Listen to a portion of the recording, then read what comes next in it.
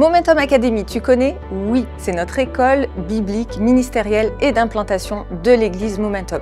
Peut-être que tu en as entendu parler, peut-être que tu as des questions et j'ai une bonne nouvelle pour toi. On veut te donner les bonnes réponses. Alors on t'invite à la porte ouverte virtuelle qui aura lieu très prochainement. Et pour répondre précisément à tes besoins, on t'encourage à poser tes questions en scannant le QR code qui s'affiche sur ton écran. On te parlera du programme, de la formation, des professeurs, des horaires et on répondra à tes questions. Alors rendez-vous très bientôt pour la porte ouverte virtuelle et peut-être à très vite à la rentrée. Merci Karine encore pour ces infos. Je vous encourage vraiment à participer aux portes ouvertes en ligne de Momentum Academy. Bonjour, bienvenue à toutes et à tous pour cette nouvelle célébration en ligne. On est vraiment heureux de vous accueillir. Dans un instant, j'aurai la joie de pouvoir poursuivre la thématique sur la personne du Saint-Esprit avec un message que j'ai intitulé « L'une des plus grandes erreurs du chrétien ». Alors, je n'en dis pas plus et je vous invite à écouter le message pour voir ce que Dieu a à nous dire pour chacun d'entre nous aujourd'hui. Mais avant cela, si vous pouvez le faire là où vous vous trouvez, je vous invite à vous mettre debout et on va louer ensemble le Seigneur, prendre un temps pour louer, adorer notre Dieu avec toute l'équipe de Momentum Music et je vous retrouve juste après. Bonjour à tous et bienvenue à l'église Momentum. Nous sommes tellement heureux de vous accueillir aujourd'hui pour louer notre Dieu ensemble. Accueillons-le comme il se doit ce matin. On y va, attendez ensemble. Hey!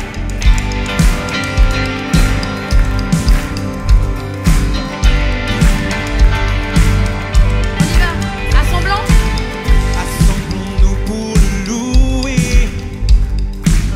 Vers notre Dieu faisons monter nos voix. Pour élever sa majesté, il est là.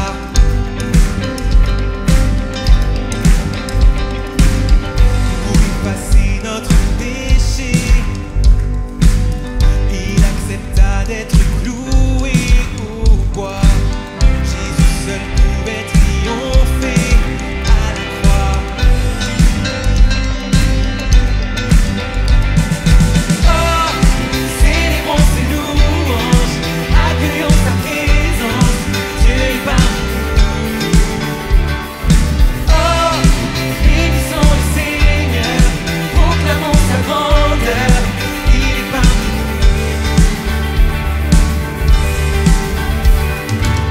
Dans nos cœurs il s'est révélé, par son esprit il vient guider nos pas, pour nous donner la liberté ici-bas. On y va ensemble. Oh, célébrons ses louanges, accueillons sa présence, Dieu est parmi nous. Oh, bénissons le Seigneur, proclamons sa grandeur, il est parmi nous. Oh, célébrons ses louanges, accueillons sa présence, Dieu est parmi nous. Oh, bénissons le Seigneur, proclamons sa grandeur, il est parmi nous. Tous les peuples et les nations, dans chaque génération, proclameront son saint nom. Jésus le prince de paix, le tout-puissant bouclier, il est le ressuscité. Déclarons l'église. Acclamons le Créateur, demandons l'honneur de notre libérateur. Ensemble nous mourons roi, et nous sommes des cris de joie vers Jésus le roi des rois.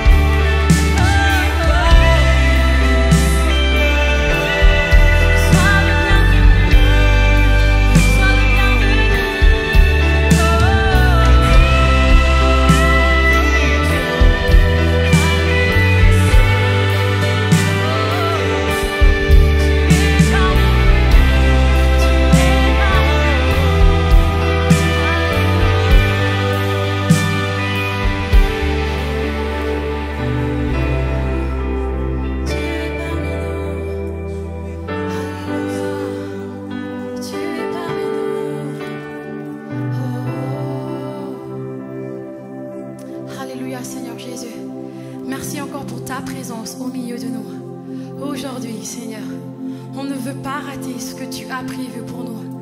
Seigneur, tu es infiniment grand. Seigneur, tu es majestueux. Tu es notre roi majestueux. Seigneur, merci parce que tu nous aimes d'un amour infini, d'un amour qui ne change pas. Alléluia. Ton Dieu t'aime. Il t'a créé à son image. Il t'a voulu sur cette terre. Et on va le déclarer. Seigneur, quand je sonde l'univers, les astres que tu as créés, Seigneur, tout me révèle ta majesté. Quand je sonde l'univers, les astres que tu as créés, les océans, les mers, tout me révèle ta majesté. Alors mon âme veut s'écrier de tout mon cœur, je veux chanter. Oh Dieu, tu es infiniment grand, éternel puissant, roi majestueux. Oh Dieu, tu es infiniment grand, éternel puissant, roi majestueux.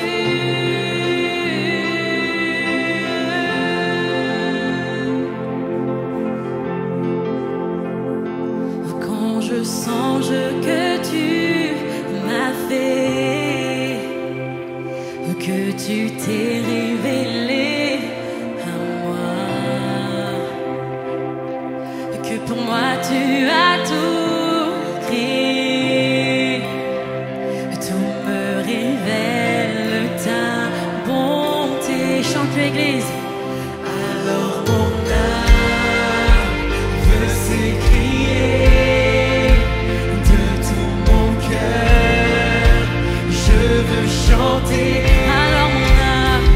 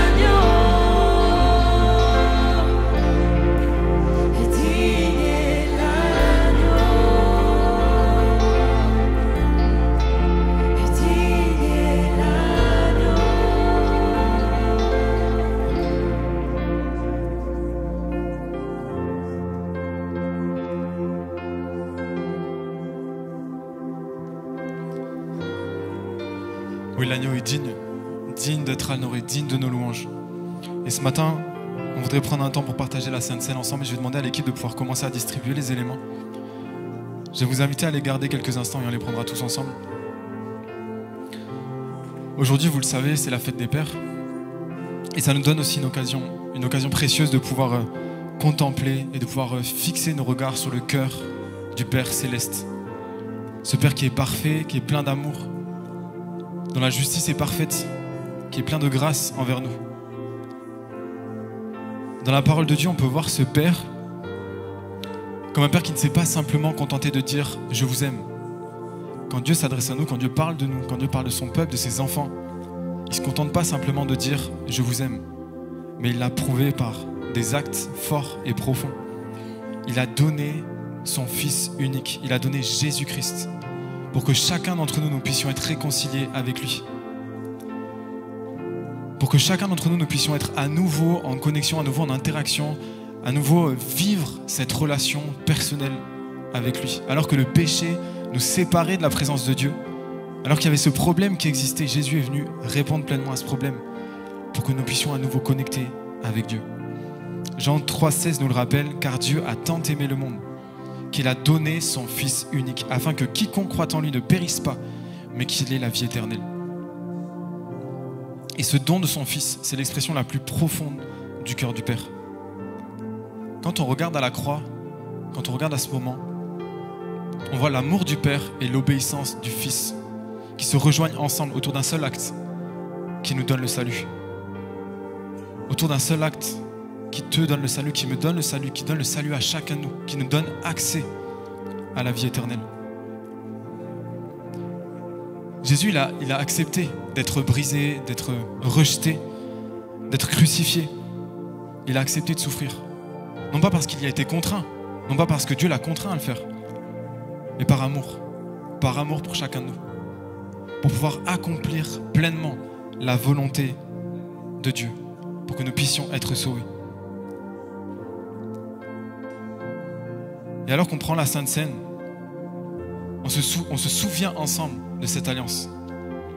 On se souvient ensemble de cette alliance qui a été scellée par Jésus-Christ. Mais j'aimerais que ce matin, on puisse le faire au-delà d'un souvenir. Qu'on puisse prendre ce temps pour contempler notre Père. Qu'on puisse prendre ce temps pour adorer pleinement notre Dieu. Prendre ce temps pour pouvoir recevoir à nouveau l'amour qu'il a manifesté en Jésus-Christ. Fixer nos regards sur lui. Alors avant qu'on puisse prendre les éléments ensemble, j'aimerais que chacun on puisse pencher nos cœurs, pencher nos pensées, focaliser sur notre Dieu, sur notre Père, sur ce Père parfait qu'il est pour nous, pour l'amour qu'il a manifesté au travers de Jésus. Qu'on puisse être dans cette attitude de reconnaissance, de contemplation, réaliser son amour, réaliser le cœur qu'il a pour chacun de nous.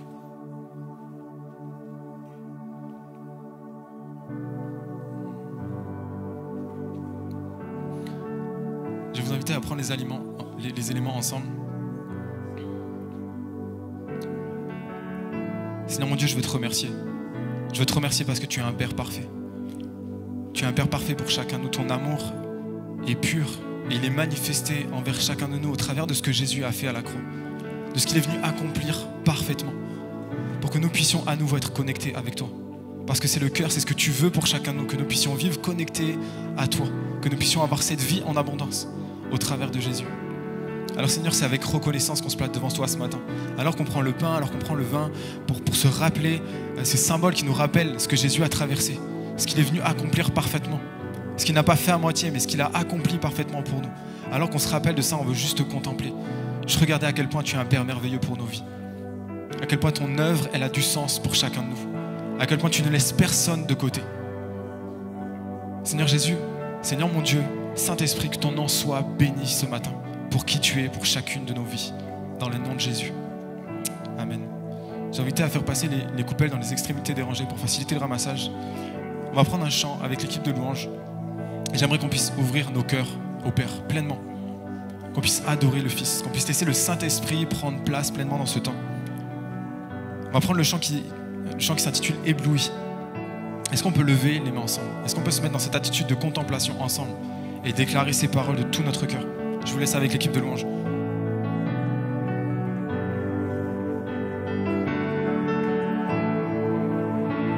Je viens vers toi dans le secret, en ta présence, je veux rester.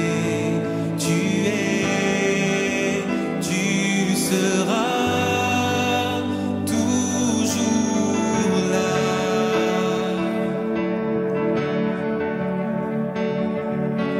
Tout contre toi, près de ton cœur, je peux entendre ta voix, Seigneur.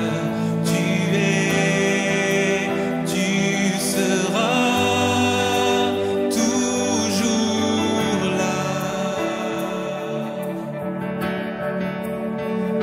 Ébloui devant toi, éternel.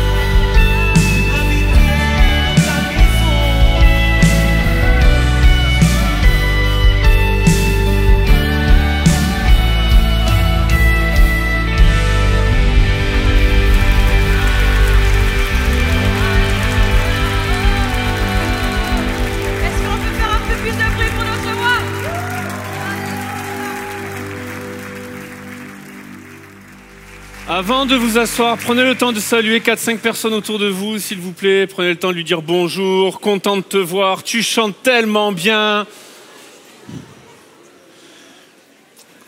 Et puis, est-ce que tous ensemble, on peut saluer, accueillir tous ceux qui nous suivent en ligne, Momentum Sans Frontières, de partout où ça vient. On est heureux de vous avoir avec nous. Et vraiment, pour avoir souvent des retours de personnes qui m'écrivent après un message ou autre, ils apprécient beaucoup le fait qu'on pense à eux. Donc si on peut les applaudir très très très fort. Ils contribuent bien plus que vous le pensez à ce qui se passe à Momentum à travers leur service. Aujourd'hui, je suis très heureux de pouvoir continuer la thématique qui a été initiée la semaine dernière avec le pasteur Yvan. Pendant plusieurs week-ends sur le mois de juin, on va être sur la thématique du Saint-Esprit. Et pourquoi ça réjouit mon cœur? Parce que Jésus, lorsqu'il va parler avec ses disciples du Saint-Esprit, il va leur dire « Il est avantageux pour vous que je m'en aille, parce que si je m'en vais pas, le Consolateur ne viendra pas à vous. » Autrement dit, c'est un avantage pour nous que d'avoir le Saint-Esprit. Dis-le à ton voisin, tu as un avantage sur le reste de l'humanité. C'est un avantage. Il y a des gens qui sont joueurs. Est-ce que quand vous démarrez un match, un jeu, vous aimez avoir l'idée que vous avez un avantage? Ouais, donc tous ceux qui disent oui, c'est des tricheurs, en vrai. Mais la vérité, Jésus a dit, c'est un avantage. Il est avantageux pour vous que je m'en aille. Autrement dit, chaque fois qu'on va prêcher sur le Saint-Esprit, chaque fois qu'on va se nourrir de la personne du Saint-Esprit, de la pensée du Saint-Esprit, vivre en communion avec le Saint-Esprit, vivre en marche chrétienne, en partenariat, en collaboration avec le Saint-Esprit, on a un avantage. Parce que c'est Jésus qui l'a dit. Et je le crois, il est nécessaire pour nous de le comprendre et je veux croire que le message encore d'aujourd'hui va nous aider à marcher dans notre vie chrétienne de victoire en victoire, de progrès en progrès, avec cet avantage que le Saint-Esprit habite en chacun de nous. Nous sommes le temple du Saint-Esprit, le Saint-Esprit habite en chacun de nous et c'est un avantage pour nous, Jésus l'a dit. Et je ne sais pas s'il y a des gens ici dans ce lieu qui ont déjà eu l'impression de commettre des erreurs. Ça vous est déjà arrivé de faire des erreurs ? Oui, tous ceux qui disent pas oui, vous êtes des menteurs. On a tous fait des erreurs, les amis. Donc c'est pas grave, je dénonce, vous avez fait l'erreur de pas répondre la bonne réponse. Mais ça nous arrive à tous de faire des erreurs. Je sais pas s'il y a des parents dans ce lieu ou en ligne, mais souvent une des erreurs que commettent les parents, qui est assez commune, assez répandue sur l'histoire de l'humanité, c'est que quand tu vas appeler un de tes enfants, tu te trompes de prénom. Ça arrive qu'à nous, Laetitia et moi, ou ça vous arrive aussi? Alors imagine, il y en a, ils se trompent avec un enfant. Je sais pas comment ils font cela, mais avec 5. Tu veux gronder, parce que des fois ça arrive, tu veux appeler. Non, tu vas appeler l'une de tes filles, puis Maïwen, Nawel, Léo, Héloïse, Élie, Laetitia, ah c'est laquelle? Tu vois, on sait plus, il y en a trop. Et donc des fois on se trompe de prénom. Et il y a des erreurs, c'est pas trop grave, ok? Mais il y a des erreurs, c'est un peu plus grave. Des fois on peut se tromper de vêtements, on peut se tromper de choix dans les orientations professionnelles, dans les études, ça arrive de se tromper. On se trompe dans les relations, des fois ça arrive de se tromper de jour. Ça vous est déjà arrivé? Moi, ça m'est arrivé le jour de la rentrée scolaire. Après le bac, j'allais pour la suite de mes études dans un lycée réputé de Bordeaux et je me suis conditionné pendant 2 mois. C'est important, ça va être déterminant et tout ça. Et donc, je me suis tellement conditionné que je me suis trompé pour le jour de la rentrée. Je suis arrivé la veille. Qui fait ça dans sa vie? Vous attendiez à ce que j'arrive en retard? Jamais de la vie, j'arrive en retard. Je suis arrivé la veille. Et le jour J, parce que du coup, la veille, il n'y avait personne, forcément, quand le jour J, il se trouve qu'il y a plein d'embouteillages, comme ça peut arriver des fois dans l'agglomération bordelaise, et j'arrive en retard, alors que moi, là-bas, je suis 24 heures en avance. Et là, je me retrouve en retard et je me dis, bon, il faut pas que je perde de temps, je connais pas le lycée, il est beaucoup plus grand que celui que j'avais, et puis en plus, c'est un lycée réputé, il faut pas que je me taille une mauvaise réputation dès le premier jour. Donc je me dis, dès que je croise quelqu'un, je le chope et je lui demande de m'aider. Et là, je rentre dans le lycée en train de courir, je suis essoufflé, je vois un monsieur qui s'approche de moi, je fais « Bonjour, monsieur, c'est où qu'on trouve les listes ?» Et là, il me regarde, il fait « Alors, déjà, on va commencer par bonjour, monsieur le proviseur. » Et on va faire une phrase en joli français. Et là, je suis dans tous mes états. Des fois, ça arrive de se tromper de discours, de se tromper d'endroit. Il y en a qui se trompent de route, des fois. Messieurs, puis on le dit pas, bien sûr, c'était prévu. Hein, on l'assume bien tellement, les femmes, arrêtez de regarder vos maris, vous vous trompez de route aussi, c'est juste qu'on vous le dit pas. Et des fois on se trompe, même en voulant bien faire. Ça vous est déjà arrivé? Tu veux aider quelqu'un, et puis tu lui donnes un conseil, et en fait t'aurais mieux fait de te taire. Ça arrive ça des fois? Il y a vraiment beaucoup de soulagement et de culpabilité qui s'enlèvent au fur et à mesure que je parle, c'est magnifique. Mais des fois tu veux te tromper, tu te trompes, tu veux pas te tromper, tu veux bien faire, mais tu fais mal. on a un exemple dans la Bible, Moïse. Moïse, il a 40 ans, il est en Égypte, il est dans la cour de Pharaon, et puis il voit un Égyptien qui maltraite un Hébreu, puis il va tuer l'Égyptien pour libérer l'Hébreu. Et quand on lit dans le livre de l'Exode, on n'a pas cet aperçu, on l'a avec Acte 7, quand Étienne va parler de cette histoire, il va dire que par cet acte-là, Moïse pensait que ses frères comprendraient que par lui, Dieu allait libérer son peuple. Et en fait, c'est la bonne personne et c'est la bonne vision. Dieu veut bien utiliser Moïse pour libérer le peuple d'Israël. Et en voulant bien faire, Moïse a mal agi. Et il se retrouve 40 ans à être exilé dans le désert de Madian, et puis à errer comme ça, éloigné de son peuple, et puis après on a la suite de l'histoire, et Dieu a libéré son peuple avec Moïse. Mais des fois, en voulant bien faire, on fait mal. Et j'aimerais parler ce matin de l'une des plus grandes erreurs du chrétien.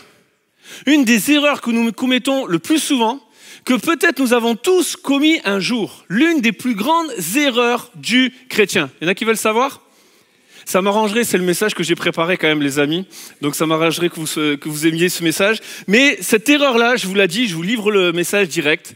Une des plus grandes erreurs du chrétien dans toute sa vie, c'est de croire, vous êtes prêts ? Que l'essentiel, c'est de participer. Et ça, c'est un des plus grands mensonges de toute l'histoire de l'humanité. Si un jour vous jouez avec moi, vous saurez que l'essentiel, c'est pas de participer. L'essentiel, c'est de gagner. Et dans la famille Perrault, l'essentiel, c'est que papa perde. C'est même juste ça l'essentiel. C'est tout le monde contre papa, et à la fin, faut qu'il perde.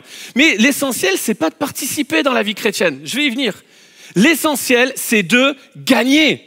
C'est un discours de loser, l'essentiel, c'est de participer. Il n'y a qu'un Français qui pouvait sortir cette phrase. L'essentiel, c'est pas de participer. L'essentiel, c'est de gagner. Les amis, soyons honnêtes. Allez, réveillons un peu le mauvais perdant, le mauvais gagnant qui sommeille au fond de vous. On aime tous gagner. Je n'ai jamais vu un petit enfant de 2-3 ans se réjouir d'avoir perdu. Jamais j'ai vu ça. Jamais, jamais, jamais. Et j'en ai vu des enfants de 2-3 ans. Mais parce qu'on a envie de gagner. On est fait pour être vainqueur. C'est comme ça que Dieu nous a créés. C'est dans notre ADN. On est fait à l'image de Dieu et Dieu, c'est un vainqueur. Et il est plus que victorieux. Donc, en nous, on n'aime pas perdre. On n'aime pas ça en vrai. On peut s'y habituer, on peut s'y résigner, mais on n'aime pas ça. Et en fait, dans la vie chrétienne, l'essentiel n'est pas de participer. L'essentiel, c'est pas de juste être sauvé. L'essentiel, c'est de gagner, de remporter la course. Il y a quelques jours en arrière, avec Laetitia, on était en vacances dans un endroit où on connaissait personne. Il y avait plein de gens, ça arrivait de partout dans le monde. Il n'y avait pas grand monde qui parlait français. Puis là, on se repose, on est tranquille. Et puis, alors qu'on est sur le bord de la plage, il y a un terrain de volley et puis un match de volley qui commence à s'organiser. Et dans ma tête, je me dis, non Mathieu, tu n'y vas pas. Et donc, tout dans mon attitude corporelle montre que je n'ai pas envie que tu me déranges et que je ne veux pas jouer au match de volleyball. Et puis, je vois un gars qui s'approche, je fais, ah non, il va me demander. Je vais devoir dire oui. Et puis, il vient, il me propose, je dis oui. Et quand je vais sur le terrain, je me conditionne. Je vous promets, je me connais, je suis mauvais gagnant, mauvais perdant, voilà. Tout ce que t'aimes pas, je suis. Et donc, je me conditionne et je me dis, Mathieu, ta vie n'est pas en jeu sur ce terrain. C'est pas grave si tu perds. Tu ne connais personne. Tu ne montres pas tes émotions. C'est pas grave si un tel rate un point. Tu les connais pas. Joue tranquille. Prends du plaisir. Je me conditionne. Sauf que moi, mon plaisir, c'est de gagner. Et donc, quand on commence à jouer, je me retrouve en plus dans la mauvaise équipe. Parce que c'est leur faute, évidemment, faut pas abuser. De toute façon, ils n'entendront pas ce message, donc autant y aller. Mais on est en train de jouer, on commence à perdre. Je fais, mais non, c'est pas possible. Mais je me dis, non, Mathieu, tu montres rien, c'est pas grave, on joue, on est content. Mais profite du cadre dans lequel tu es. Quel match extraordinaire, machin. Et puis, à un moment donné, il y a le gars en face de moi dans l'équipe adverse, celui qui est venu me chercher. Il me regarde et il me fait, t'aimes pas perdre, toi? Je dis, comment tu sais? Ça se voit sur ta tête. Je fais, mais je fais tout pour pas le montrer. Parce qu'en fait, je suis comme ça. Je veux pas participer. Je veux gagner. Et j'aimerais animer en vous cette pensée et cette foi que, au fond, du plus profond de vous-même, l'essentiel n'est pas de participer dans notre vie chrétienne. L'essentiel, c'est de gagner. Et si vous n'êtes pas convaincu, venez avec moi dans 1 Corinthiens, chapitre 9, verset 24. Paul dit ceci. Ne savez-vous pas que ceux qui courent dans le stade courent tous, mais un seul remporte le prix? Courez de manière à le remporter. Tous ceux qui combattent s'imposent toute espèce d'abstinence et ils le font pour obtenir une couronne corruptible. Mais nous, faisons-le pour une couronne incorruptible. Moi donc, regardez ce qu'il dit. Je cours, mais pas comme à l'aventure. Je frappe, mais pas comme battant l'air. Frère, je veux pas que vous ignoriez un peu plus loin dans le chapitre 10. Je veux pas que vous ignoriez que nos pères ont tous été sous la nuée. Ils ont tous passé au travers de la mer. Ils ont tous été baptisés en Moïse, dans la nuée et dans la mer. Ils ont tous mangé le même aliment spirituel. Ils ont tous bu le même breuvage spirituel. Mais la plupart d'entre eux ne furent point agréables à Dieu, puisqu'ils périrent dans le désert. Or, ces choses sont arrivées pour nous servir d'exemple. C'est tellement triste quand on réalise ce que Paul est en train de décrire. Il parle du peuple d'Israël qui a été libéré de l'Égypte. Près de 400 ans d'esclavage, 430 ans d'esclavage. Ils sont libérés avec Moïse de l'esclavage en Égypte. Et alors qu'ils se retrouvent dans la mer Rouge, ils sont poursuivis par l'armée de Pharaon. Et puis Dieu les fait passer à sec au travers de la mer Rouge. La mer engloutit l'armée de Pharaon. Ils se retrouvent de l'autre côté, libres. Et Paul dit, ils ont tous, ils sont passés au travers de la mer. Tous, ils ont été libérés de l'Égypte. Et pourtant, ils n'ont pas vécu ce pourquoi ils sont sortis d'Égypte, aller dans le pays promis. Et vivre dans le pays où coule le lait et le miel. C'est tellement triste de se dire, ils ont été libérés de l'Égypte, mais ils sont morts esclaves de leurs pensées. Ils ont été libérés de l'Égypte sans jamais vivre la liberté pour laquelle ils ont été libérés. Et je crois que malheureusement, c'est parfois le constat de nos vies, où nous avons été libérés du péché parce que Jésus nous a affranchis. Il n'y a plus aucune condamnation pour ceux qui sont en Jésus-Christ. Jésus est mort à la croix, il a triomphé de la mort, il a triomphé du péché, il a triomphé du diable, il est ressuscité le 3e jour, il vit en nous, son esprit est en nous, nous sommes libres. Mais nous vivons non pas en vainqueurs. Cette pensée terrible dans l'Ecclésiaste, chapitre 10, verset 7. J'ai vu des princes marchant à terre comme des esclaves. Et je crois que des fois, nos vies ressemblent à ça. Alors que nous devrions être en train de courir comme Paul et de remporter notre course et de vivre en vainqueur, de vivre libre de toutes nos addictions et de ce pourquoi Jésus est mort, nous marchons comme des princes, comme des esclaves à terre. Et il y a un appel pour chacun d'entre nous à réaliser cette erreur que nous commettons tous à un moment donné dans notre vie. L'essentiel, c'est pas de participer. L'essentiel, c'est de triompher. Alors pour gagner notre course, 2 choses fondamentales ce matin. La première, nous sommes tous engagés dans une course. On va parler un peu de sport, les amis. Promis, je parle ni foot ni rugby, vous me connaissez, mais là, j'en parle pas. On va parler de course à pied. En fait, nous sommes tous engagés dans une course. Pour remporter une course, il faut être conscient qu'on est en train de courir. Ça, c'est la révélation, il fallait la noter, les amis. Mais pour que tu remportes une course, il faut que tu sois conscient que tu es en train de courir. Dis à ton voisin, en fait, tu ne le savais pas, mais tu es sportif.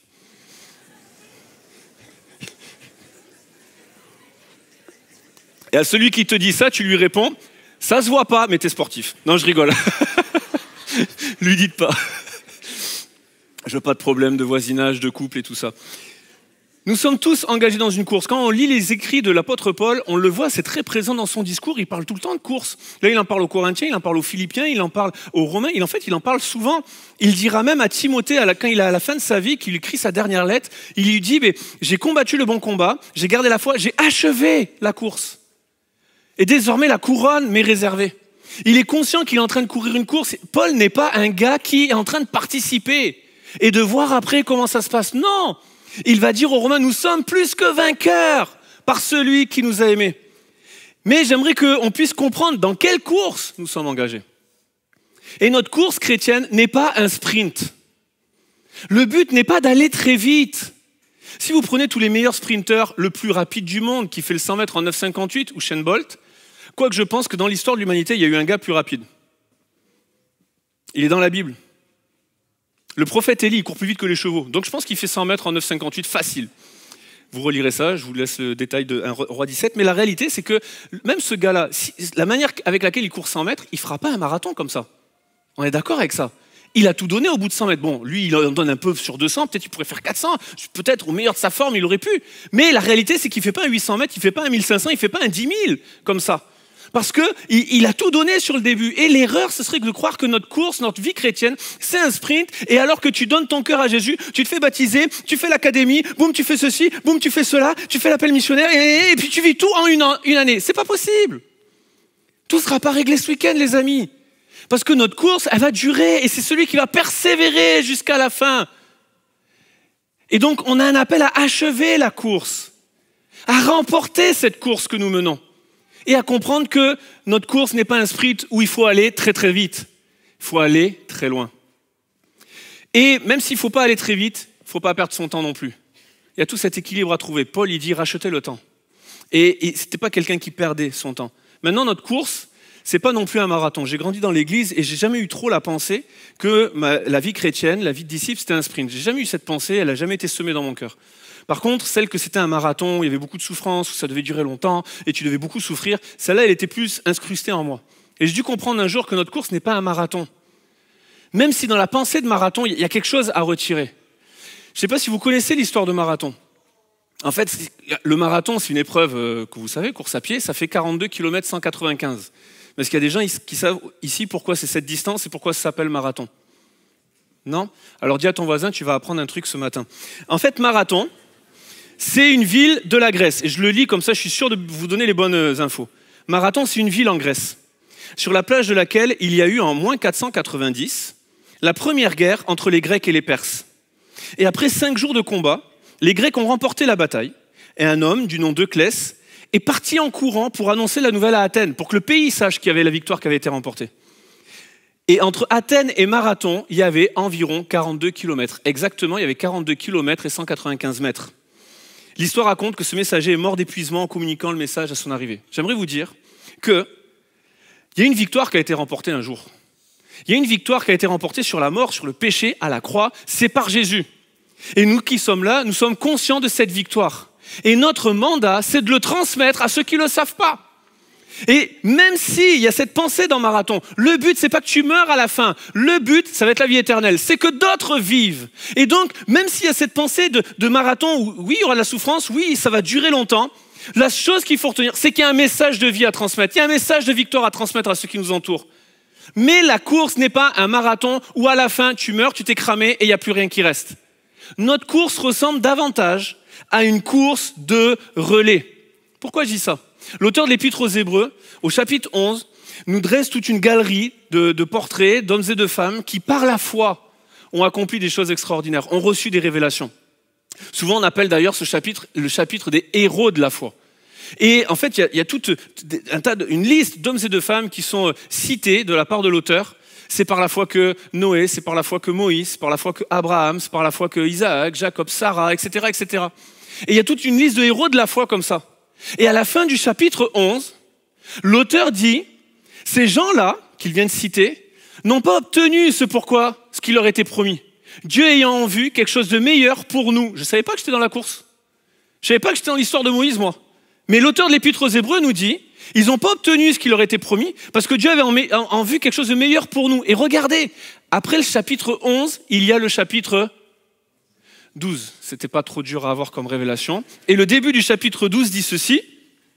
Nous donc aussi. Mais j'ai pas vu mon nom dans Hébreux 11. Et pourtant, l'auteur dit, nous donc aussi.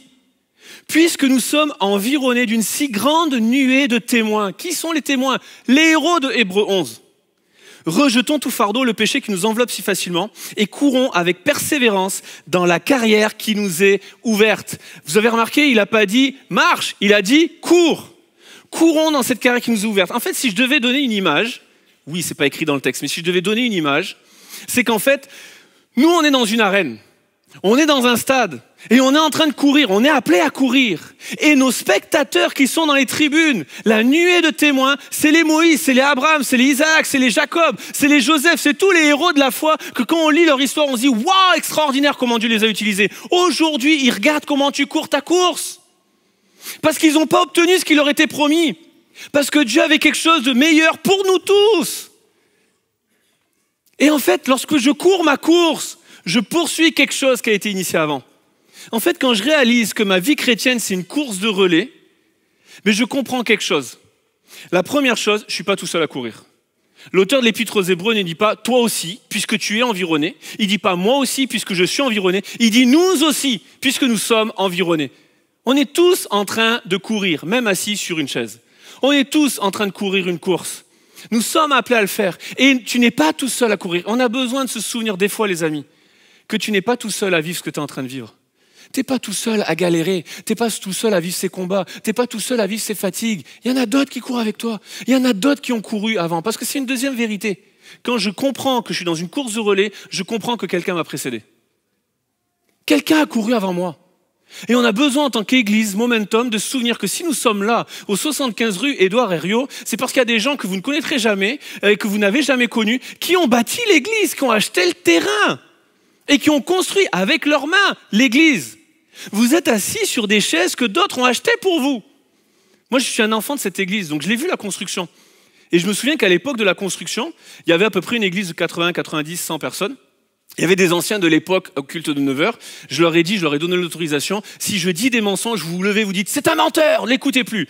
Ils se sont pas levés et à la fin, ça a même réveillé des vieux souvenirs en eux que j'avais oubliés, mais ceux que je donnais étaient vrais. Et en fait, à l'époque, c'est une église 80, 90, 100 personnes. Et quand on a construit ce bâtiment, qui s'arrêtait à la moitié, il y avait 200 chaises, il y avait 200 places. Sauf que, pour ceux qui ont déjà fait des travaux, qui ont déjà fait des constructions, ça coûte toujours plus cher que ce qui était prévu à la base. Et donc, c'était pareil pour cette construction, et il n'y avait plus de financement pour les chaises. Alors le pasteur de l'époque, il avait dit la chose suivante aux chrétiens, voilà ce qu'on va faire. Chacun de nous, chaque chrétien, va acheter symboliquement sa chaise, et une chaise qui sera pour quelqu'un que je vais amener à Jésus dans cette église. Et comme ça, il y a eu 200 chaises qui sont arrivées. Et moi, je me souviens, en tant qu'enfant, que tu n'avais pas intérêt à t'asseoir sur un des 2 derniers rangs. Je ne sais plus si c'était l'avant-dernier ou le dernier. Sur ma droite, là-bas au fond, à gauche pour vous. Sur l'un des 2 derniers rangs. Tu n'avais pas intérêt à t'amuser à t'asseoir sur une chaise. Vous savez pourquoi? Parce que c'était le rang de Mémé Zawi. Et Mémé Zawi, elle n'avait pas acheté sa chaise et une autre, elle avait acheté une rangée. Parce que dans je ne sais plus quel étage de la tour Saint-Hilaire, il y avait tout son palier qui devait venir à Jésus. Donc quand tu arrivais et que tu t'asseyais sur son rang à elle, Mémé Zawi te mettait un petit coup de bâton, et même si je l'appelle Mémé Zawi, elle avait un peu de force, et crois-moi que tu avais mal. Donc tu t'amusais pas à le faire 2 fois. Il y avait cette vision. Et on doit comprendre que si on est là, confortablement installé, et c'est un privilège d'avoir un bâtiment. Demandez à Bruxelles s'ils ne veulent pas un bâtiment, demandez à Paris. C'est un privilège d'avoir un bâtiment. Eh bien, c'est parce qu'il y a des gens qui étaient là avant nous. Et on court dans une carrière qui nous a été ouverte. Et nous-mêmes, ça nous rappelle que je ne cours pas pour moi. En fait, je dois transmettre quelque chose. Je dois transmettre la vie, je dois transmettre un message de vie, mais c'est pas ma course que je cours, c'est pas pour moi que je cours, c'est pour que le nom de Jésus soit connu. Donc, je comprends que si je cours aujourd'hui et si je contribue à construire quelque chose, c'est pour le transmettre à quelqu'un d'autre qui l'amènera encore plus loin.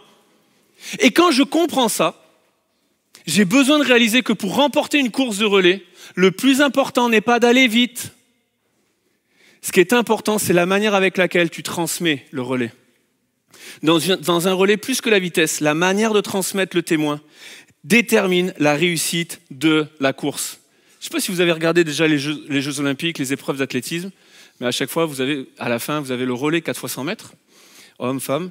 Et très souvent, quasiment tous les 4 ans, les Américains ont les sprinteurs les plus rapides de la planète. Et vous verrez dans le palmarès du 4 fois 100 mètres, ce n'est pas systématique qu'ils aient la médaille d'or. Vous savez pourquoi ? Parce qu'il y a des équipes, même s'ils ont des sprinteurs moins rapides, ils perdent moins de temps à transmettre le relais. Et ils le transmettent mieux. Le nombre d'équipes, vous n'avez pas idée, le nombre d'équipes de sprinteurs, de relayeurs américains qui n'ont même pas été en finale, parce que des fois, en demi-finale, ils font tomber le bâton. Ils le transmettent trop tard, ils le transmettent trop tôt, ils se bousculent, ils sortent de leur couloir. En fait, ils perdent du temps et ils se trompent dans la manière de transmettre. Du coup, ils ne sont pas vainqueurs. Alors qu'à la base, ils étaient les plus rapides. J'aimerais vous dire que des fois, on a le bon message, mais on le transmet mal. Et c'est pour ça que ça n'avance pas. Vous savez, il ne suffit pas d'aller dans les rues et puis « Jésus vous aime! Vous allez mourir en enfer! Donnez votre cœur à Jésus !» Ça ne suffit pas. Pourtant, mon message est vrai. Désolé pour tous ceux qui ont eu peur. Vraiment, je m'excuse. Moi-même, je ne savais pas que j'allais crier comme ça. C'est le bon message. Ce que j'ai dit est vrai. Mais vous êtes d'accord que la manière, elle n'est peut-être pas la meilleure. Et c'est pareil dans la vie de famille ou dans le quotidien. L'homme et la femme peut-être vont se prendre un peu la tête, ça arrive de temps en temps dans les foyers. Et puis, non mais c'est bon, je t'aime. Hein. Oui, c'est bien ce que tu as dit, mais c'est peut-être pas la bonne manière pour le dire. Tu as peut-être rajouté un problème au problème que tu avais avant. Et je crois que des fois, il nous faut veiller à la manière avec laquelle on transmet. Et c'est pour ça que je fais ce message aujourd'hui, c'est le rôle du Saint-Esprit. En fait, c'est le travail du Saint-Esprit de nous aider à transmettre le message. Parce que quand Jésus parle du Saint-Esprit, dans Jean 14 et Jean 16, il dit, en fait, le Saint-Esprit, acte 1 nous dit, Jésus a commencé une œuvre. Et Jésus, quand il parle aux disciples, qu'il parle du Saint-Esprit, il dit, un autre viendra après moi. Et il dit, il va rappeler les paroles que je vous ai annoncées. Et en fait, le rôle du Saint-Esprit, c'est de nous transmettre ce que Jésus a commencé. Parce qu'on est dans une course qui a été initiée avant, pas par n'importe qui, par Jésus. Et donc, le Saint-Esprit nous transmet ces choses. Et dans Acte 1, vous recevrez une puissance, le Saint-Esprit survenant sur vous, et vous serez mes témoins à Jérusalem, en Judée, en Samarie et jusqu'aux extrémités de la terre. Le ministère du Saint-Esprit, c'est de te communiquer les sentiments de Jésus, les paroles de Jésus, de te rappeler ce que Jésus a fait, de te rappeler le cœur avec lequel Jésus a fait les choses, a dit les choses, pour que tu puisses être rempli du Saint-Esprit, pour être un témoin et le transmettre à ton tour à d'autres personnes. Et c'est le Saint-Esprit, c'est son rôle.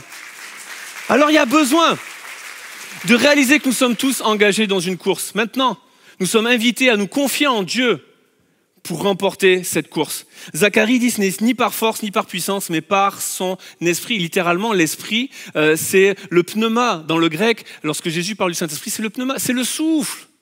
Et en fait, comme à la Genèse, à la création, quand Dieu a créé l'homme, il a créé l'homme, il a créé le corps, et pour qu'il devienne une âme vivante, il a fallu que l'Esprit de Dieu souffle de son esprit en lui. Et j'aimerais vous dire que de la même façon que l'Esprit de Dieu a donné vie à l'homme, le Saint-Esprit est celui qui communique la vie de Dieu en nous. On a besoin du Saint-Esprit pendant la marche. C'est lui qui nous donne la vie. Il est le souffle de vie, il est le pneuma de vie. On a besoin de l'Esprit de Dieu. C'est comme ça que nous sommes vivants au point de départ. Et c'est comme ça que dans notre foi et dans notre marche chrétienne, nos projets, nos rêves, nos familles, nos couples, notre église, nos départements, tout ce que nous pouvons faire, tout ce que nous pouvons dire, ce qui fait qu'il y aura de la vie, c'est qu'il y aura le souffle de Dieu. C'est qu'on va se confier en l'Éternel. Même et surtout quand on commencera à être fatigué. Parce que ça arrive. Je n'ai pas besoin de faire un sondage. Je suis sûr que plus de la moitié ici est fatigué. Parce que c'est comme ça. Il y a des choses qui nous fatiguent. Mais dans cette fatigue, le Saint-Esprit est ce second souffle. En fait, pour être tout à fait honnête, et puis je suis obligé parce qu'il est présent au premier rang, le mardi matin, nous avons des temps de dévotion. Chaque mardi, avec les gens qui servent dans les bureaux la semaine, avec les membres de l'équipe pastorale. Puis on prend un temps de dévotion devant Dieu, de louange, de prière. Et chaque mardi matin, il y a des gens qui apportent une pensée. Et ce mardi, c'était Néhémie qui apportait une pensée. Et puis, pendant qu'il parlait, ça m'a inspiré tout ce premier point et puis tout ce message-là. Alors, j'avais un autre message en tête. Donc, merci Néhémie, tu m'as fait plus bosser cette semaine. Mais c'était cool. Et il a parlé de la course à pied, parce que c'est un grand coureur de course à pied. Il court vraiment très, très vite et très bien. Et il parlait de ce phénomène que quand tu fais de la course à pied, les 10 premières minutes, c'est ça? 5 ou 10?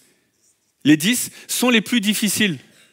Parce que c'est là où ton rythme commence, il doit se faire. Et puis après les 10 minutes, ça devient plus facile. Quand il a dit ça, je vais me confesser Néhémie, mais quand il a dit ça, j'avais envie de lui dire, moi j'aimerais courir à partir de la 11e minute. Parce que moi j'ai pas envie de me fatiguer. Je me suis dit, c'est dommage, je me suis toujours arrêté trop tôt. Avant que ça devienne facile. Pourquoi tu me l'as pas dit avant? Et pourquoi je démarre pas à la 11e? Pourquoi faut passer par ces 10 minutes? Et en fait, on est comme ça souvent dans la vie chrétienne. On veut que ce soit facile. Sauf que Jésus, il n'a jamais promis que ça serait facile. Il a promis que ça serait possible. Et puis, quand je vois les actes des apôtres, quand je vois la vie des disciples de la première église, quand je vois tous les témoignages qui me sont donnés dans le Nouveau Testament, j'ai pas l'impression que c'était facile pour eux. Par contre, ça me renvoie à la pensée que c'était possible, puisqu'ils l'ont fait. Et donc, je dois réaliser que la promesse de Jésus, c'est qu'il va être... à partir de la 11e minute, à peu près, il y a ce phénomène de second souffle qui apparaît. Et c'est le rôle du Saint-Esprit, que lorsqu'on commence à fatiguer, il soit ce second souffle qui nous aide à continuer d'avancer. Parce que la pensée, et une des erreurs qu'on commet, c'est que quand on commence à fatiguer, on veut s'arrêter. Sauf que le Saint-Esprit veut te donner ce second souffle qui fait que tu continues à courir. Ésaïe 40 nous dit ceci, c'est le Dieu d'éternité, l'Éternel, qui a créé les extrémités de la terre.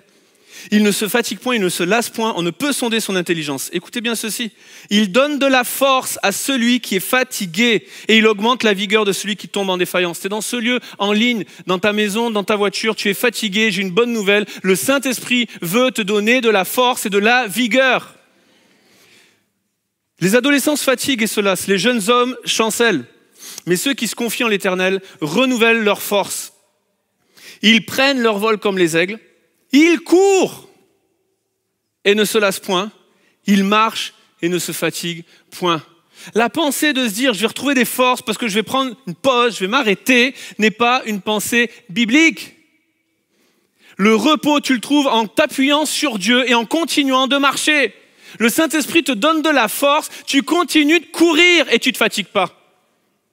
Et c'est là un miracle dont nous avons tous été témoins. Vous avez eu des enfants?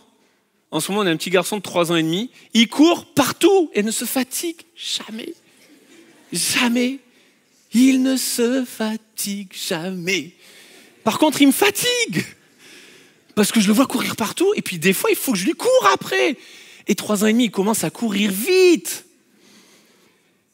Et j'aimerais vous dire que le Saint-Esprit veut te donner la force pour courir sans te fatiguer.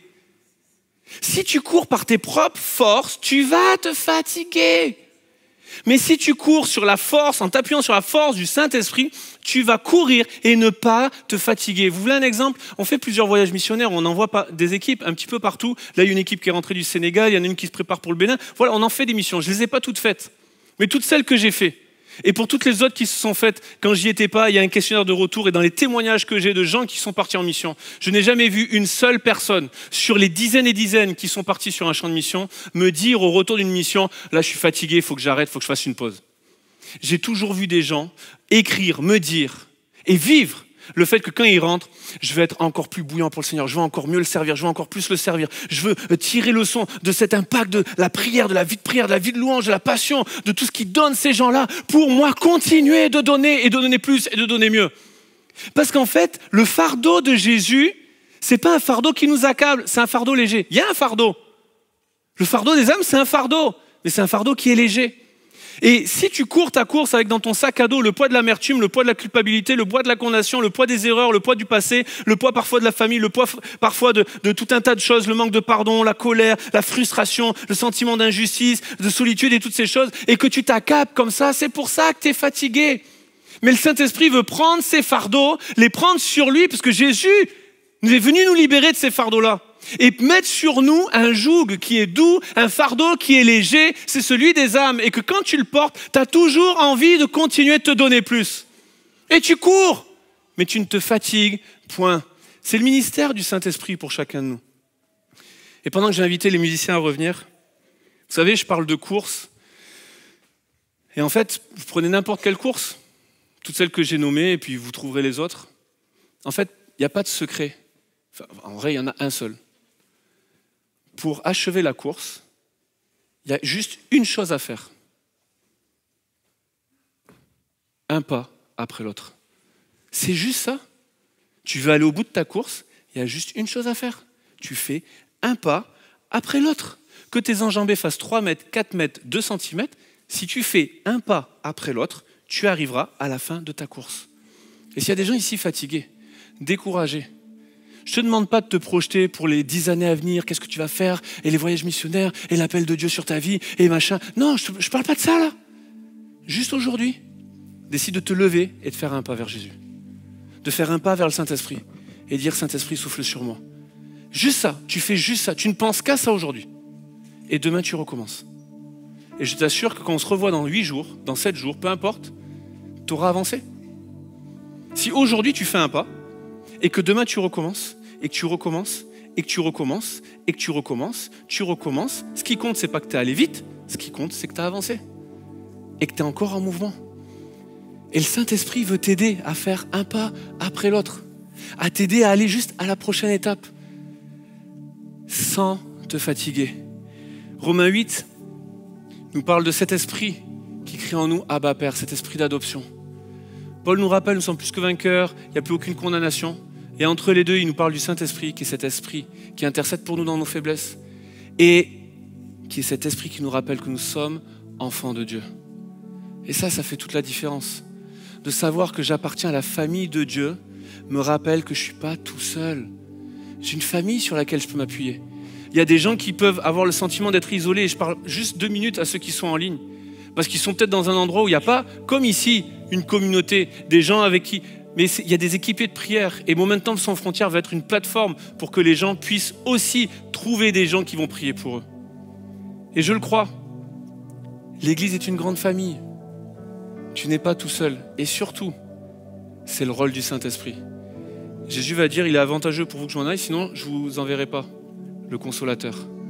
En fait, je vais m'en aller, mais il dit, je ne vous laisserai pas orphelin. tu n'es pas tout seul, il y a le Saint-Esprit. Et le Saint-Esprit qui souffle en toi te rappelle que dans cette course, il veut courir avec toi. Vous savez, un jour, et je finis avec ça, une de mes filles, dans les écoles où elles étaient, elles avaient des crosses. Et puis une de mes filles, lorsque le cross arrivait, elle s'était tordue la cheville, elle s'était fait un peu mal, elle n'était pas complètement rétablie pour le jour du cross. Mais elle s'était engagée et elle y tenait vraiment. Vraiment, depuis 2-3 mois, elle parlait de cet objectif, je veux finir le cross et ainsi de suite. Et puis alors qu'elle n'est pas complètement rétablie, il y avait 3 tours, je crois, de mémoire. Et alors qu'elle fait le premier tour, je le vois qu'elle commence à peiner. Je suis de ceux qui accompagnent. Et je vois dans le sentier balisé pour la course, je vois qu'elle galère. Et alors qu'elle s'approche de moi, je vois qu'elle commence à pleurer, je vois qu'elle commence à souffrir. « Papa, je vais devoir arrêter, je peux plus finir, j'y arrive plus. » Et là, j'aurais voulu faire quelque chose. Et en fait, je ne pouvais pas courir sa course. Je ne pouvais pas rentrer sur le chemin balisé. Je n'étais pas inscrit. Je n'étais pas un participant, mais je pouvais faire quelque chose, lui montrer qu'elle n'était pas toute seule. Alors à l'extérieur du chemin, je lui ai dit vas-y on continue et je cours avec toi. Et alors que je cours, elle ne pense plus au fait qu'elle souffre, elle ne pense plus au fait qu'elle doit courir, elle pense au fait que papa court avec moi. Et je crois que des fois on a besoin de réaliser que le Saint-Esprit court avec toi. Et fixe tes yeux sur le Saint-Esprit, pas sur ta douleur, pas sur ta souffrance, pas sur ta fatigue, pas sur le nombre de kilomètres qui te reste à faire, sur le Saint-Esprit. Hébreux 12 nous dit ayant les regards fixés sur Jésus. Et le Saint-Esprit te ramène à Jésus pour que tu puisses courir ta course sans penser que tu es en train de courir et sans te fatiguer, mais en train de penser que tu es ouvrier avec Dieu et que tu es en train d'accomplir son œuvre et que lui il est avec toi et il est en train de courir avec toi. Et je le crois, c'est le rôle du Saint-Esprit ce matin, de venir souffler dans la vie de quelques-uns, de plusieurs, et de lui dire dans le creux de l'oreille, dans le creux de ton cœur, tu n'es pas tout seul, je suis en train de courir avec toi. Fixe les yeux sur moi, sur cette réalité spirituelle. Tu n'es pas tout seul à courir. Et quand bien même tu aurais mal commencé la course, c'était le cas de Paul, il persécutait les chrétiens. Et dans Philippiens 3, il le rappelle, mais il dit, j'ai été touché, saisi par Jésus-Christ. Alors oubliant ce qui est en arrière, me portant vers ce qui est en avant, qu'est-ce qu'il dit? Je cours vers le but pour remporter le prix de la vocation céleste en Jésus-Christ, pour gagner, pas pour participer. Et peut-être que quelqu'un est là dans ce lieu en ligne et puis tu as mal commencé ta course. Il vaut mieux la fin d'une chose que son commencement. Même si tu as mal démarré ta course, tu peux la courir d'une autre manière. Tu peux courir la bonne course. Tu peux la courir avec la bonne mentalité. Tu peux la courir avec Jésus et le Saint-Esprit. Tu peux finir ta course d'une autre manière que tu l'as commencé. Alors j'aimerais un instant qu'on puisse, je ne vais pas vous demander de courir, c'est promis, mais juste vous demander de vous mettre debout. Et alors qu'on se met debout, j'aimerais fermer les yeux. J'aimerais qu'on puisse fermer les yeux. Si vous êtes en ligne et que vous êtes en mesure de le faire, je vous invite aussi à fermer les yeux pendant ce moment-là. Et que vous puissiez repenser à quelques pensées de ce message, quelques paroles qui ont été données. Je sais qu'un mot de Jésus suffit, même si vous ne vous souvenez pas de tout le message. Et alors qu'on est là, les yeux fermés, debout devant Dieu, il y a plusieurs personnes qui ont besoin de faire ce pas, juste ce pas aujourd'hui et de recommencer demain. Je viens à toi, Jésus. Je viens pour que ton esprit souffle sur ma vie. Et en fait, on va le faire, on va le prier avec le chant qui va suivre, avec toute l'équipe de louanges. Souffle sur ma vie. Alors que nous sommes là les yeux fermés, est-ce qu'il y a des personnes dans ce lieu qui veulent répondre à cet appel? Souffle sur ma vie, je veux plus commettre cette erreur. Je veux courir la course de manière à la remporter. Je veux courir avec toi, Saint-Esprit. Je veux que tu souffles sur ma vie afin que je puisse ne plus me fatiguer. S'il y a des personnes dans ce lieu, levez la main à votre place, je vais prier pour vous. Partout dans ce lieu, il y a des mains qui se lèvent. Je ne vais pas vous demander de courir, mais s'il vous plaît, juste pour signifier que vous faites ce pas, de symboliser ce matin que vous faites un pas. Est-ce que je peux vous demander de quitter tous ceux, toutes celles qui ont levé la main? Et si vous n'avez pas levé la main, que vous voulez quand même vous joindre à eux, faites-le, il n'est pas trop tard. Mais toutes celles, tous ceux qui ont levé la main, venez sur le devant. Venez sur le devant et mettez-vous vraiment sur le devant. Restez pas dans les allées, il y a du monde derrière vous. Mais là où vous êtes, faites ce pas de foi. Je m'avance, je fais le pas, je fais un pas après l'autre et je m'avance ce matin. Je ne m'appuie pas sur mes forces, je suis fatigué, je suis épuisé, j'avais plus envie de venir, j'avais plus envie de croire. Mais le Saint-Esprit te renouvelle. Et peut-être ce matin, ce que tu présentes, c'est juste des cendres. C'est peut-être quelque chose qui ne ressemble pas à de la vie. Mais le Saint-Esprit va venir souffler sur ta vie et te remplir, t'animer. Venez sur le devant, il y a des trous au milieu, laissez moins de gens sur les allées, s'il vous plaît. Et puis tous ceux qui sont restés là, tendez vos mains vers eux et commencez à prier. Il y a des enjeux, il y a des combats dans les pensées, il y a tout un tas de chaînes qui doivent tomber, il y a des libérations, des changements de mentalité qui doivent prendre place dans la mentalité, dans les pensées. Prions, intercédons, élevons la voix ensemble. Saint-Esprit, souffle sur nous ce matin. Alléluia, partout dans ce lieu, élevons la voix et prions. Intercédons, tous ceux qui sont en ligne, remplissez le formulaire. Un équipier va vous rappeler, va prier pour vous. Alléluia, Jésus. Merci pour ta présence dans ce lieu. Tu vois toutes celles, tous ceux qui se sont approchés. En s'approchant, ils font ce pas de saisir le souffle de ton esprit sur leur vie. Et je prie que tu souffles sur leur vie. Je prie que tu agisses et que tu te manifestes ce matin. Redonne de la force à celui qui est fatigué. Redonne de la vigueur à celui, celle qui est en défaillance. Oui, Saint-Esprit, souffle sur nos vies. Donne-nous de courir de manière à remporter le prix, à transmettre ce message de victoire et de vie partout autour de nous. Que dans nos vies, dans nos couples, dans nos vies de famille, dans notre quotidien, notre travail, notre voisinage, nos départements, notre église, dans chacune de nos réunions, que l'Esprit de Dieu puisse souffler. Et alors que des voix s'élèvent, continue de prier. Toutes celles, tous ceux qui sont approchés sur le devant, je vous invite à faire de ce chant une prière. Il n'y a pas nécessairement quelqu'un qui va venir prier pour vous, mais toutes celles, tous ceux qui sont approchés, tous les autres, faisons de ce chant une prière, un mot du Très-Haut. Et tout s'accomplit, tout reprend vie ce matin. Souffle sur moi, Seigneur. Un mot du Très-Haut et tout s'accomplit, tout reprend vie. L'écho de ta voix anime l'espoir en moi.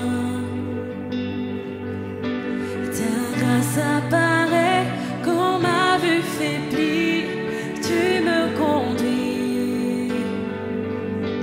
Le creux de tes bras apaise la crainte en moi. Toi seul peux calmer les nerfs, me porter dans le désert. Souffle sur moi, Saint-Esprit.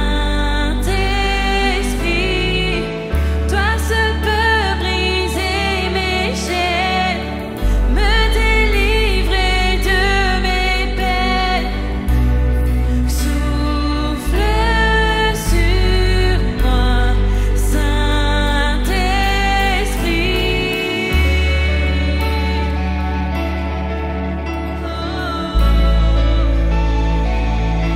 Souffle sur moi,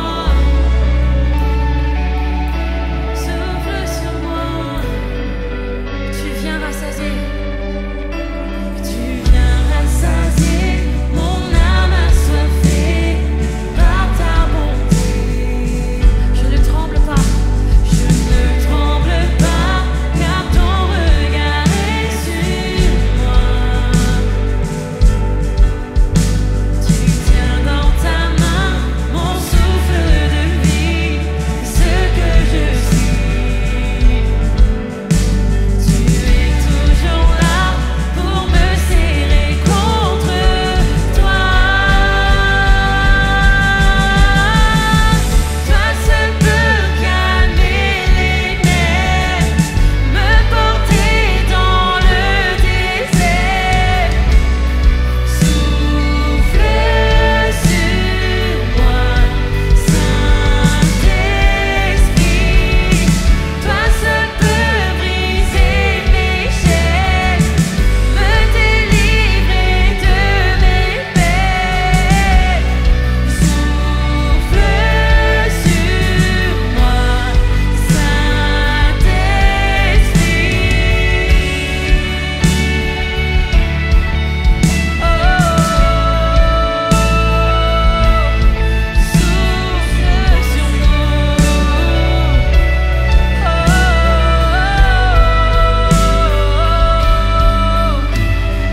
Quand je n'ai rien à offrir, tu places en moi ton trésor. Quand le feu vient me détruire, mes cendres te louent encore. Quand mon espoir disparaît, chante l'église. Amen. Quand ton âme est terrassée, alléluia. Mes ruines chantent ton nom. Quand je n'ai rien à offrir, tu places en moi ton trésor. Quand le feu vient me détruire, mes cendres te louent encore. Quand mon espoir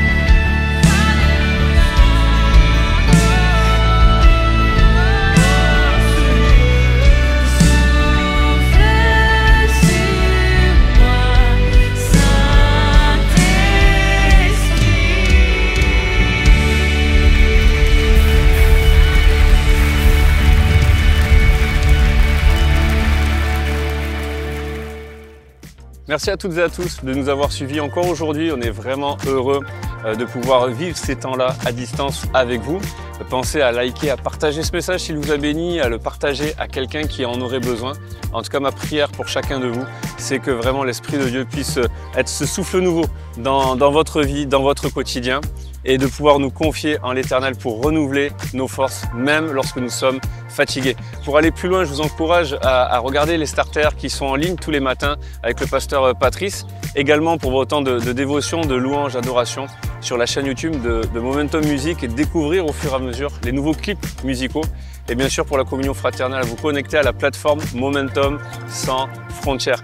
Voilà, pour toutes celles, tous ceux qui ont besoin de prière, vous avez vu les formulaires et ils sont encore présents pour que vous puissiez les remplir et qu'un équipier puisse vous contacter et prier pour vous, prier avec vous. En attendant, je vous souhaite une bonne semaine. Je continue de prier pour chacun de vous. À très vite et encore une fois pour que ce travail puisse se poursuivre, que ce soit sans frontières sur la plateforme YouTube ou sur nos différents sites Bruxelles, Paris, Bordeaux. Eh bien, vous pouvez toujours continuer de donner vos dîmes, vos offrandes à travers la plateforme et le lien qui s'affiche à l'écran. Que Dieu vous bénisse, à très vite.